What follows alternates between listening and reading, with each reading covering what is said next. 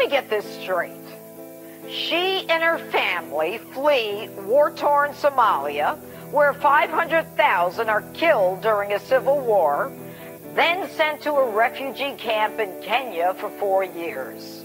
They are then resettled by our government in Virginia to enjoy the cornucopia of rights, privileges, and benefits the United States offers. The she is Congresswoman ILHAN OMAR, who represents Minnesota's 5th Congressional District in Congress only about 2 months. She's gotten attention far beyond Washington for her anti-Semitism. But as early as 2012, she tweeted, quote, "Israel has hypnotized the world. May Allah awaken the people and help them see the evil doings of Israel." Now, after an uproar in her home state, she apologized, pledging to learn more about anti-Semitism. Apparently, she did not. Once in Congress, she continued with her hate-filled anti-Semitic, anti-Israel tropes. First, in defending the BDS, or Boycott, Divest, and Sanction movement, calling for the boycott of events in Israel, and even for the eradication of Israel because of their so-called oppression of Palestine. Shortly thereafter, she tweets, "It's all about the Benjamins, baby." Benjamins, of course, a clear reference to the $100 bill. Shortly after that, she continues her hate-filled rants, accusing another Democrat congresswoman of having a dual loyalty, pledging allegiance to Israel. She is clever, though, responding with, quote, "I am told I am anti-American if I am not pro-Israel," close quote. The House knew it had to take action. And after a week of chaos on the part of House members trying to figure out if Omar should be reprimanded, identified by name, as well as removed from the powerful Foreign Relations Committee, Speaker Pelosi comes out with a watered-down, dumb, disappointing resolution that neither condemns Omar nor mentions her name. A simple, "We shouldn't hate each other." I don't think our colleague is anti-Semitic. I think she has a different experience in the use of words, doesn't understand that some of them are fraught with meaning that she didn't realize. Nancy, she speaks perfect English. She graduated from a college in the United States. You say she doesn't understand the words? Are you saying she's stupid? That she doesn't understand? Then what the hell is she doing on the prestigious Foreign Relations Committee? She speaks fluently, using tropes which are figurative and metaphorical, understanding that those words create powerful images and verbal ironies. She is far from stupid. She is clear and pointed in her hatred. Her comments only critical of Jews and Israel, not Italy, not Morocco, not North Korea, Israel. Now, the fact that you didn't have the backbone, grit, or gumption to draft a resolution that included her name tells me you're the stupid one, and if you don't understand, let me explain. Omar got you and all your pals to draft a watered-down resolution with a message we all learned in first grade. Don't hate anybody. Really? That took you bozos a week in the House? And yet you were so quick to admonish a white male Republican congressman accused of hate and strip him of his committee assignments. She then goes on to accuse respected members of Congress who support Israel, our strongest ally in the Middle East, of dual loyalty. What she's doing, Nancy, is starting a movement to shut down pro-Israel speech, making it politically incorrect. So when she comes up with her pro-Palestinian agenda, the pro-Israels are reticent to speak because she's already proven that the Dems will not punish her. And talk about chutzpah, she takes a victory lap and in an unrepentant and unchastised tweet takes credit by saying, quote, "Our nation is having a difficult conversation, but we believe this is great progress." But she continues her disdain and contempt for Israel, America's chief ally, ignoring how Israel has assisted us advancing our interests in the Middle East, preventing victories by radical nationalist movements, as well as assisting us in intelligence gathering.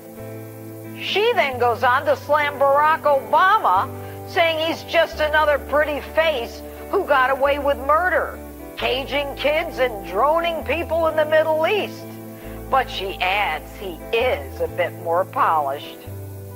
My question, why the disdain for the government of the country that saved you and your family after you lived in a tent in Kenya for 4 years? Why the scorn?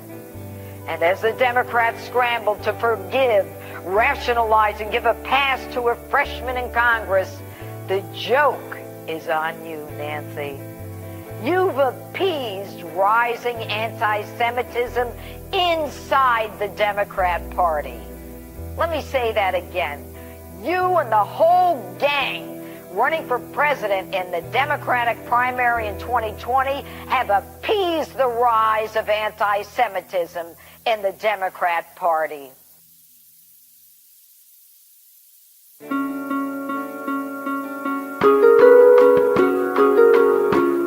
First comment was clearly anti-Semitic, and although she apologized, I think that her apology was lacking in many ways. Her second comment about AIPAC was just, when it comes down to it, lobbying like political officials happens on all sides of the political spectrum. It's a part of American politics. That's how it works. There's nobody being a bot. Like, you're not buying people's opinions. That's not how lobbying works. Listen, people support Israel based on Israel's merits. To assume that the only reason people would support it is because of money is just to be ignorant of the fact on the ground. But when I actually went beyond the soundbite and I went back and I listened to ILHAN Omar's remarks at Busboys and Poets in D.C., I realized what she said really, in context, had nothing to do with the anti-Semitic trope of dual loyalty and had everything to do with the very real pressure that special interest lobbies like AIPAC, as well as Christians United for Israel, put on members of Congress, and the pressure that they feel to toe the line and to be loyal to the Netanyahu government, to Zionist pro-Israel lobby groups. And especially given that in these very same remarks, she called out other special interest groups like the fossil fuel industry, as well as the NRA. I think there's certainly nothing anti-Semitic about her criticism of AIPAC, and I mean, me as an American Jew who supports Palestinian human rights, I totally stand by ILHAN Omar. I think that if she's talking about Israeli policy, that's fine and within her rights and her opinion. But when she's voicing her opinion about a group of people, such as the Jewish Americans, and saying they have loyalty to both, I think that's a problem. And I think that the platform that she's on, I think that could lead to anti-Semitism. And I think if David Duke is agreeing with her tweets, that's a problem.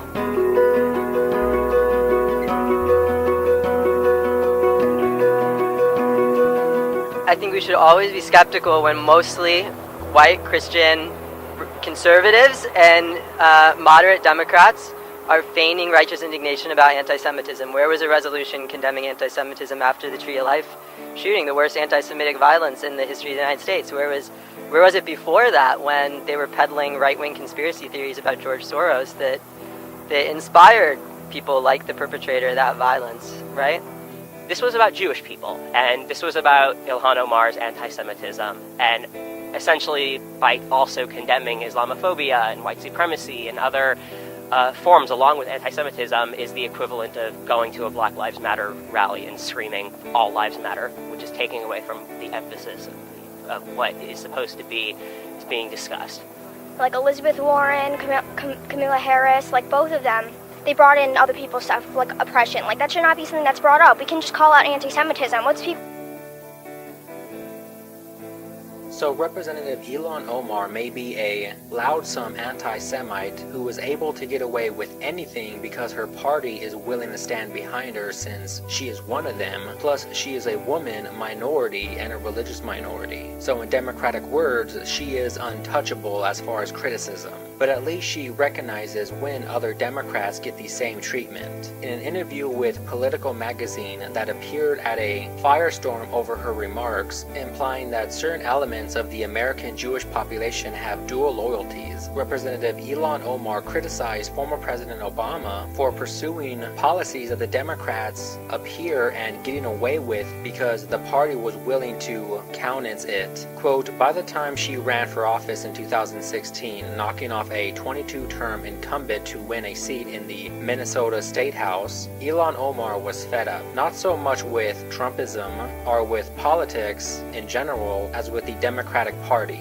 the article read. As she saw it, the party, ostensibly committed to progressive values, had become complicit in perpetuating the status quo. Representative ILHAN Omar says that the hope and change offered by Barack Obama was a mirage, recalling caging of kids at U.S.-Mexico border and the droning of countries around the world, all on Obama's watch. She argues that the Democratic president operated within the same fundamental broken framework as his Republican successor. It's more like he did the same thing as Bush, not so much what Trump is doing. She went on to say that we can't only be upset with Trump. His policies are bad, but many of the people who came before him also had really bad policies. They just were more polished than he was. And that's not what we should be looking for anymore. We don't want anybody to get away with anything because they are polished politicians. We want them to recognize the actual policies that are behind the pretty face and the smile. She, of course, referring to Obama. You see, the liberals didn't want to say anything bad about Obama even though he had the exact same policies as George W. Bush. I mean, the spying, the drone strikes, and so on and so forth. And she is right about that. But I think someone like